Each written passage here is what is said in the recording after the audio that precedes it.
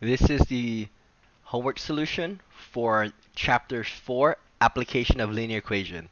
This is on the chapter 3 and 4 part 2 test review, and this is going to be covering chapter 4, the application of linear equation part. Okay? What you have here is number 13. It says, what is the x-intercept of the equation? Then it asks us to interpret, right, the x-intercept in the context of the problem. Here is the situation, okay? They ask you for the x-intercept, so let's find the x-intercept. Let me grab this picture, okay, and let me pull it up into Paint. Good, right? Because I can see it in Paint. Okay, here you go.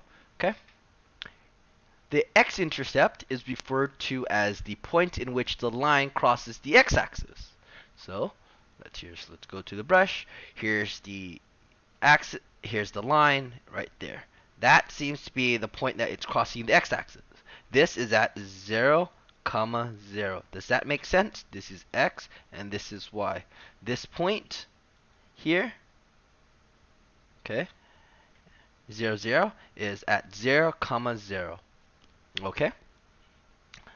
Good? Alright. So, what you need to do here is I wrote the x-intercept at 0, 0. So what does the 0, 0 represent? The 0, 0 that represents, right, this is x. So this is referred to the time, and this y here, okay, is referred to the distance. Do you see that? 0 time, 0 distance. So that is what I wrote here. Okay? When it is at 0 hours, the distance is at 0 miles. Okay, that is just 0 comes from the point. The distance is 0 miles. Okay, hours comes from the axes. Okay, x-axis, which is hour, y-axis is distance. Now, I also wrote at the start of the trip, the bus hasn't moved. What do I mean by that? The bus haven't moved, is referred to the 0 hour. Do you see that? The start of the trip is referred to the 0 hour. And the bus hasn't moved. Okay, I'm going to make that blue. That is referred to the distance at 0 miles. Good?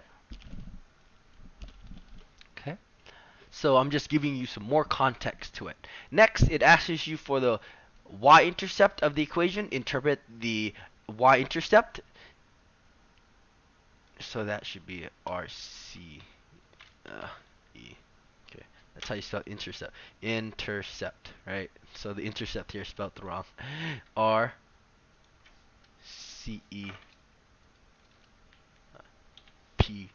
intercept. Okay, good. All right. So the y-intercept is 0, 0. Again, let me just bring up the chart. Do you see how it crosses here? That's also the same point as it's crossing the y-axis, which is at 0, 0. Y-axis goes straight down. It crosses at 0, 0.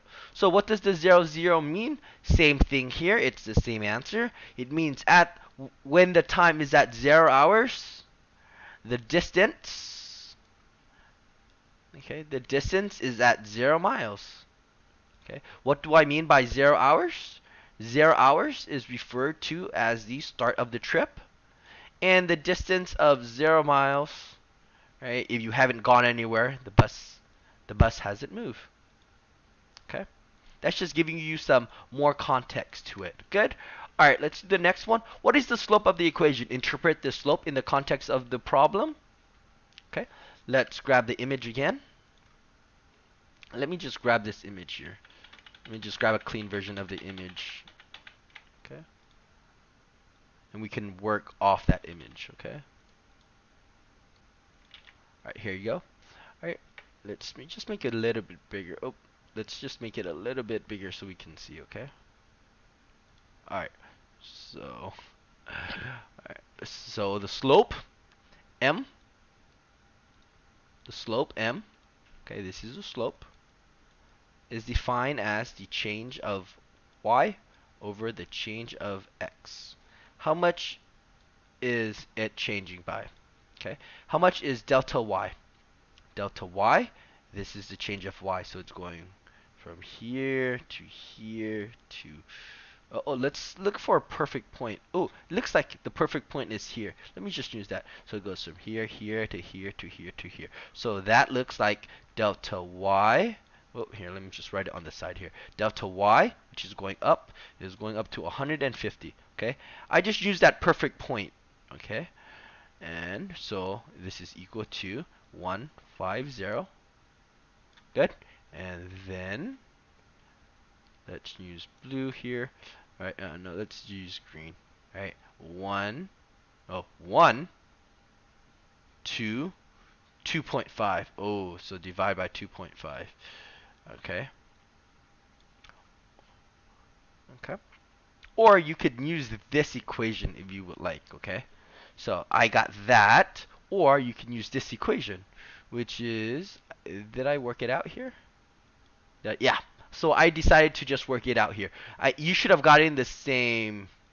Right? If you just plug into your calculator 150 divided by 2.5, you should have gotten this slope, okay? Let me show you the equation, right? So I grabbed 2 points here. I grabbed the points x1, y1, x2, y2 there. So I grab this point. x1 equals to 1, y1 equals to 60, x2 equals to 2, and y2 equals to 120, right? My slope, that's my slope formula. Make that substitution in. 160 subtract 60 divide by 2 divide by subtract 1. You should get 60 over 1. Okay? And that should have been what 150 is. Okay? Let me show you a quick trick. I could multiply this by 2. If I multiply this by 2, I think I get what? 300 divided by 5. Yeah, that does reduce down to 60 over 1. Okay. Right. So I just made it a bigger number so I can reduce it, right?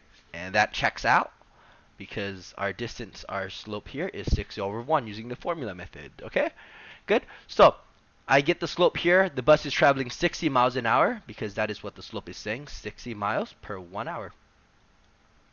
Next, they say, what is the equation for the bus trip? I have, right, my hint to you here is right in slope-intercept form. So there you go. The information that I got you was b equals to 0. How did I get that? The y-intercept here is at 0. Okay, do you see it's at 0? So right here, that's how I got the y-intercept here as 0. Slope here is 60 over 1. I'm going to make that green. It's just going to be green here because that is the slope-intercept. That is the slope there. Okay, y equals mx plus b, that's the formula. That is slope-intercept form. Let's just write there, that's slope-intercept form. Okay, make that substitution for you, 60, right there, x plus 0. Good, okay, and 17, it says change, right? It says change the slope of the equation to 40 per hour. Explain how the graph would look like and explain how it would affect the bus trip. Okay.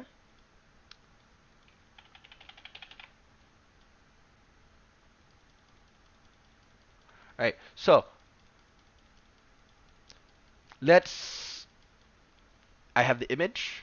Here, this is what it would look like originally before I do anything, right? Before the slope. Okay, so let me just get rid of this part here. Okay, this is just useless here. All right. Now, they say change the slope. If I change the slope to, what, 40 miles per hour? So it's going to go basically 40 in 1 hour. So here, it goes from here. If this is 50, 50, it goes up to 75, 100. So this is 25, right? 25, 50. So 40 is right here. Good? Roughly. Okay? And I could just extend that. Okay? Good? There you go. So this is with a slope of 40. Okay? In fact, this is a slope of 40. Okay? What do you notice here? Okay? What you notice here is, let's just draw a very dark line here. Okay? At 2 hours. Hold on. Let's just draw a line here at 2 hours. Okay? Let's draw at 2 hours. Okay? At 2 hours. Okay? Let's write here. Okay? At 2 hours. Okay? The original was with the slope of 60 miles per hour. my distance was at, what was my distance? 120. At 2 hours with the slope of 40 miles per hour.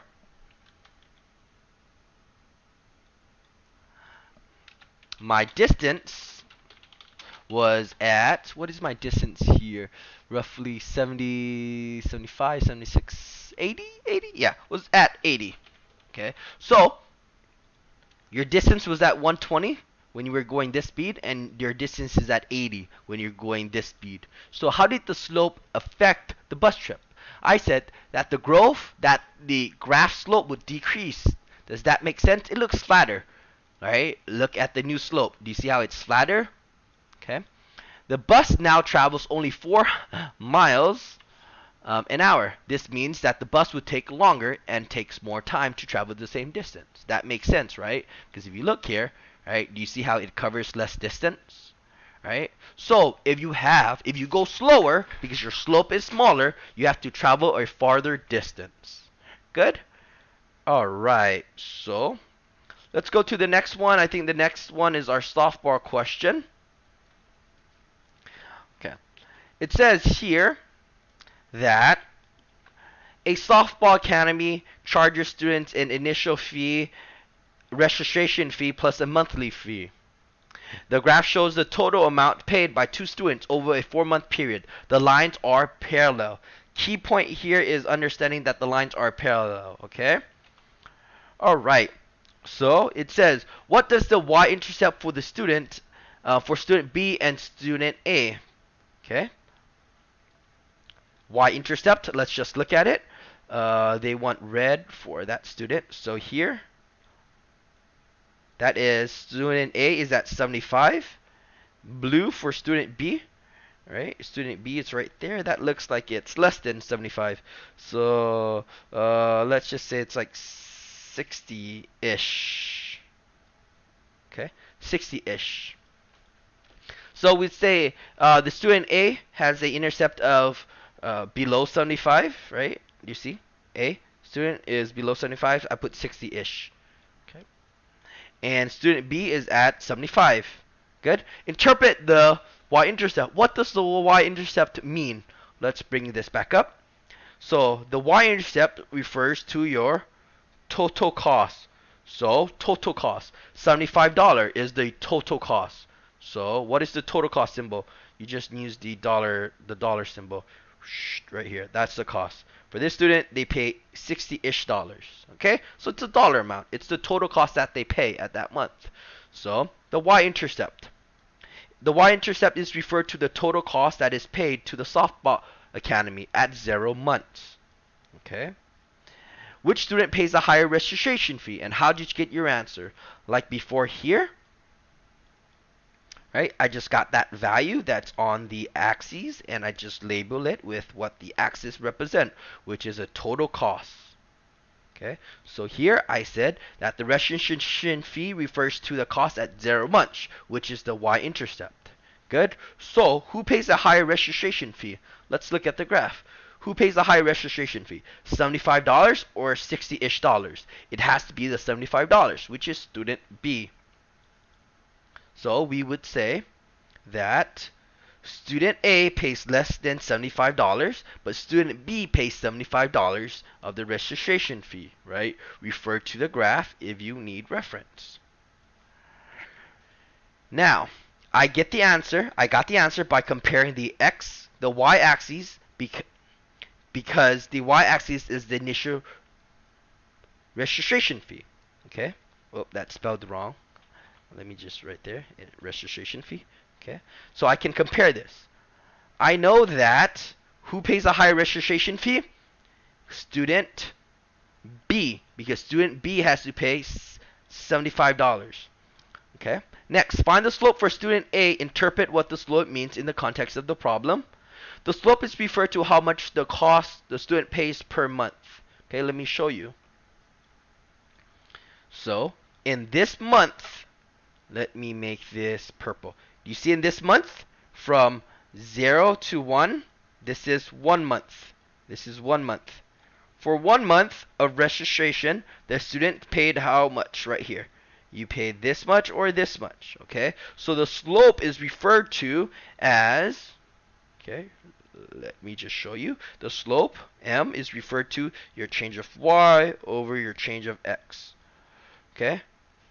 Your change of y is your total cost. Can I rotate this? Yeah. Rotate it 90 degrees. Oh, other way, sorry. Right? Total cost. You see that? And my x-axis is my month of membership. Okay? So, your slope refers to the total cost as the month of membership changes. Okay? So, here you go. Right? So, that's what the slope is. Find the slope of B and find the slope of find the slope of B and find the student slope of A. Okay, I want to show you that the slope is referred to how much the student pay. But read what the information here. It says that they are parallel. Oh, where is it? Where is it? Sorry. Right here. Growth. The lines are parallel. The fact that they say the lines are parallel, that means, okay, that means that the slopes are the same. Okay, so student B and student A has the same slope. That's very important for you to understand. Okay, so what student pays a higher monthly fee? None of the students pay a higher monthly fee. They both pay the same amount. They both pay the same price per month. Okay, because their slopes are the same. Slopes are the same. Good? Because we just said that right here. Refer to the graph if you would like more detail. There's the graph. Okay? Next, they say, will student A ever pay more money than student B? Explain your answer. I said no. That's my answer. No. Now let me explain it. Student A will never pay more. Never pay. So this is, I'm saying it is impossible. Then student B. Because here's my reason. I'm going to make my reason in blue. This is in green, so I could explain. Because they have the same slope. Same slope was before, right? We said it here. Because they have the same slope, because when two equations have the same slope, they would never intersect. The fact that they never intersect, the students will never pay more than each other. Okay, this is gonna go on forever and forever and ever. So this red line here continues forever.